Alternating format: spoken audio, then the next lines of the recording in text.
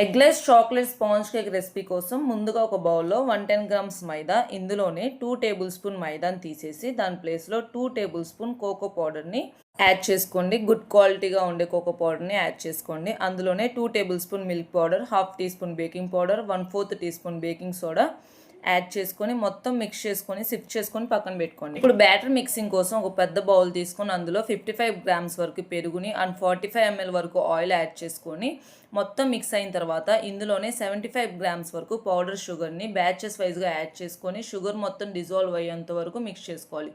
ఇప్పుడు ఇందులోనే ఇందాక షిఫ్ట్ చేసుకొని పక్కన పెట్టుకున్న డ్రై ఇంగ్రీడియంట్స్ని మొత్తం బ్యాచెస్ వైజ్గా యాడ్ చేసుకుంటూ 120 ml వరకు మిల్క్ని ఆల్టర్నేటివ్గా యాడ్ చేసుకోండి. అంటే ముందు ఫ్లోర్ యాడ్ చేసుకొని కలుపుకున్న తర్వాత అందులో కొద్దిగా మిల్క్ యాడ్ చేయండి, మళ్ళీ ఫ్లోర్ యాడ్ చేయండి, అలాగా ఆల్టర్నేటివ్గా యాడ్ చేసుకొని ఈ బ్యాటర్ కోసం 120 ml మిల్క్ మొత్తం సరిపోతుంది. సో మిల్క్ మొత్తం యాడ్ చేసుకొని ఇలా ఫ్లోర్ మొత్తం ఒకే డైరెక్షన్లో బ్యాటర్ మొత్తం కలుపుకున్నాక లాస్ట్లో 1 టీ స్పూన్ వెనిగర్ని యాడ్ చేసుకొని 1 టైం మొత్తం కలుపుకొని ఇప్పుడు ముందుగానే బటర్ పేపర్తో గ్రీస్ చేసుకున్న టిన్లో మనం బ్యాటర్ మొత్తం షిఫ్ట్ చేసుకొని ముందుగా ప్రీహీట్ చేసుకున్న ఓవెన్లో 180 degrees దగ్గర 25 to 30 minutes వరకు బేక్ చేసుకోవాలి. స్పాంజ్ కేక్ కూల్ అయ్యేంత వరకు డిమోల్ చేయకండి అండ్ కట్ చేయకండి, కూల్ అయిన తర్వాతే కట్ చేయండి. అండ్ నా రెసిపీ షార్ట్ వీడియోస్లో కావాలనుకుంటే లైక్ చేసి కామెంట్ సెక్షన్లో కామెంట్ చేయండి. ఈ వీడియోస్కి వచ్చే రెస్పాన్స్ని బట్టే నెక్స్ట్ షార్ట్ వీడియోలో రెసిపీస్ పోస్ట్ చేయాలో లేదో డిసైడ్ చేసుకుంటాను. సో కామెంట్ చేయండి.